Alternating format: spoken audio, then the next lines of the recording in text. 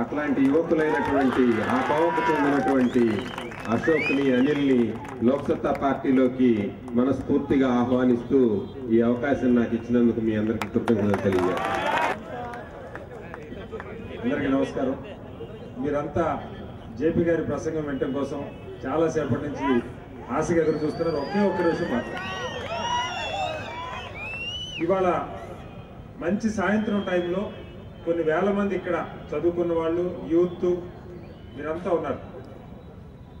ఈ సభ అశోక్ అనే యువకుడిని ఈ పార్టీలో కీలకమైన బాధ్యతల్లో పెట్టడం కోసం ఏర్పాటు చేసుకున్న బహిరంగ సభ. ఏమిటి అశోక్కి మనకి తేడా? ఒక్కసారి ఆ ప్రశ్న వేసుకుంటే, అశోక్ మనలో ఒకడు. తనకి తన కుటుంబం ఉంది, తన వ్యాపారం ఉంది, పైగా ఒక రాజకీయ నేపథ్యం ఉన్న కుటుంబం నుంచి వచ్చినవాడు. ఆ కుటుంబంలో అతనికి కావాలంటే పదవులు రాక కాదు, ఆ పార్టీల్లో ఆర్థికంగా కూడా కాస్త శక్తి ఉన్నవాడు. ఇన్ని గుణాలున్న అశోక్ లోక్సత్తా పార్టీని ఎందుకు ఎంచుకున్నాడు? తన కోసం అయితే కాదు, ఖచ్చితంగా తన కోసం, తన స్వార్థం కోసం అయితే కాదు. తన స్వార్థం కోసం అయితే వాళ్ళని ఏదో ఒక పార్టీలోకి వెళ్తే ఎమ్మెల్యే సీట్ ఇస్తారో లేదో తెలియదు, కానీ ఖాయంగా ఏదో కాంట్రాక్ట్ ఇస్తారు. ఒక 500 కోట్లు, 100 కోట్లు, 50 కోట్లు, ఇక తను ఎంత వదులుకుంటే అంత సంపాదించుకోవడానికి అవకాశం. అవన్నీ వదిలిపెట్టుకొని తను ఎందుకు లోక్సత్తా పార్టీలో చేరుతున్నాడు? ఇక్కడ ఉన్న కూర్చున్న వాళ్ళందరూ ఒక్కసారి మీరు ప్రశ్న వేసుకోవాలి. ఈ వేదిక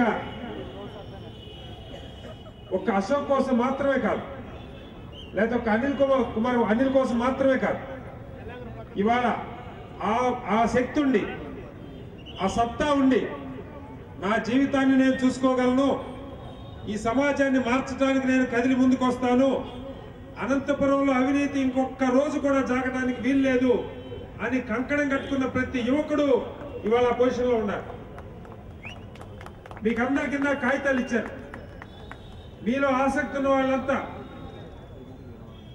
ఆలోచించుకోండి. మనం తలుచుకుంటే రాజకీయాన్ని మార్చడం కష్టసాధ్యం కాదు. లోక్సత్తా పార్టీ చాప కింద నీరులాగా ప్రాకుతూ పోతా ఉన్నది. మిగతా పార్టీల గుండెల్లో గుబులు పడుతున్నది. ఇందాకే మా రాము చెప్తున్నాడు, ఈ ఊర్లో ఈ సమావేశం పెట్టగానే అశోక్ ఎన్ని ఫోన్లు వచ్చినాయో, ఎంతమంది ఎన్ని చర్చలు జరుగుతున్నాయో.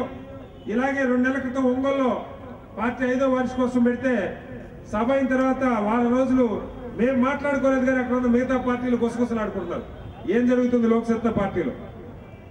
ఏదో జరుగుతూ ఉంది, కదలికి వస్తుంది. వీళ్ళు కనుక ఒక్కసారి పాదం మోపారంటే, పాతుకుపోయారంటే ఇక వీళ్ళని కదల్చడం దేవుడి తరం కూడా కాదని భయపడుతున్నారు. ఇది సరైన సమయం. ఇందాక మీరు చూశారు, రోబో సినిమా చూసారా? మీరు ఎవరున్నా? చాలా మంది రజనీకాంత్లు ఉంటారు. నాకైతే వాళ్ళు ఇక్కడ చాలా మంది జేపీలు కనపడుతున్నారు. మాట్లాడిన వాళ్ళందరూ అద్భుతంగా మాట్లాడుతున్నారు, సగర్వంగా మాట్లాడుతున్నారు, తలెత్తుకుని మాట్లాడుతున్నారు, నిజాలు మాట్లాడుతున్నారు. ఏ పార్టీలో నిజాయితీ ఉంది, ఏ పార్టీలో నిబద్ధత ఉంది, ఏ పార్టీలో గుండె నిండా ఆత్మవిశ్వాసంతో సగర్వంగా మేము మంచి పార్టీలో ఉన్నాం, గర్వపడుతున్నాం అని చెప్పుకునే సత్తా మీరు కనుక చూస్తే, ఆ పార్టీలు అడిగితే పార్టీ నాయకులే చెప్తారు, మా దగులుబాజీ పార్టీరా, ఏదో మా స్వార్థం కోసం చేయడం, మా వాడంత పనికిమాలలో లేడు మా నాయకుడు అంతా, జేపీ గారు మంచోడు. అట్లాంటి పార్టీలు ఉంటే అట్లాంటి పార్టీలో ఉండాలి. ఎప్పటికైనా అట్లాంటి పార్టీకి రోజులు వస్తాయి. ఇది ప్రతి పార్టీ నాయకుడు చెప్పే మాట. ఆ రోజులు ఎప్పుడో రావటం కాదు. వన్నోరప్ప చెప్పినట్టు మేము గ్యారంటీ చెప్తున్నాం, కౌంట్ డౌన్ మొదలైంది. వాళ్ళకి లోక్సత్తా కౌంట్ పెరుగుతున్నది.